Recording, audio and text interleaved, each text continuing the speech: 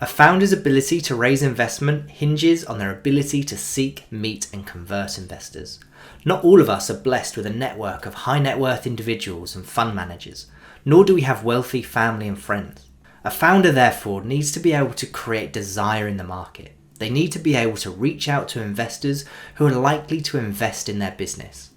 Far too many founders fail due to a lack of outreach. They're not aware of the amount of investors they need to reach out to, and therefore the amount of rejections they need to get in order to close their round.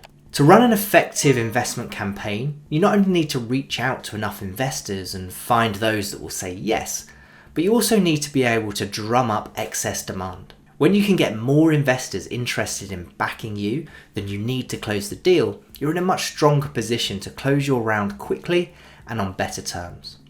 There are 4 steps to being in the enviable position of being oversubscribed with interest. Step 1 is investor targeting.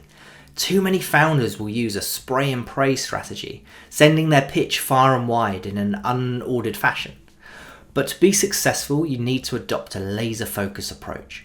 You need to use tools like Crunchbase, LinkedIn, and Grit.io to research investors who've invested in your niche and round size in the past, creating a target list of investors highly likely to be interested in your deal. This list needs to be large. It's typically the case that founders will need to reach out to hundreds of targeted investors to close their round. Step 2 is to promote your investment opportunity. Once you have your target list, you need to start reaching out to investors and start letting the world know you're raising funds. You can do this via direct email outreach, although often an email intro delivers better results, so you may want to try to find a mutual connection that can introduce you to someone on your list. You also want to go public and announce your campaign on social media. It's always surprising how many potential investors you may have in your existing network. Ex-colleagues, other founders, CEOs, CFOs, these can all make great and unexpected angel investors. Once you've promoted your investment opportunity, it's time to start capturing interest. This is step 3. Many founders will pitch to investors at their soonest opportunity, meeting them in drips and drabs over a long period of time. However, it's often much more powerful to hold off booking meetings straight away and instead have a number of them lined up over a short period of time. This gives you a sense of momentum and it delivers FOMO to investors. If you book all your meetings in a 2-week period, you can turn up to those meetings and express to investors how many other investors you're speaking to that week, giving your round extra credibility and the investors a sense that you're in demand.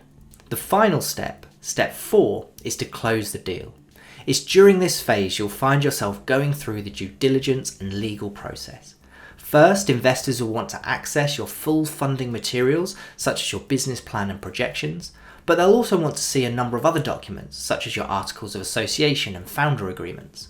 They may also want to find out more information on your tech stack. So it'll be important to have all of these items ready for inspection and housed in a data room for ease of access. Finally, you'll need to progress through the legal process of closing the round before the money ends up in your account. So before you go off blindly sharing your pitch to investors, consider these steps: investor targeting, promoting your investment campaign, capturing interest, and closing the deal. Executing these steps correctly will transform your fundraising experience and leave you with a queue of investors wanting to do business with you. I've seen founders close their round in a matter of weeks with this very approach.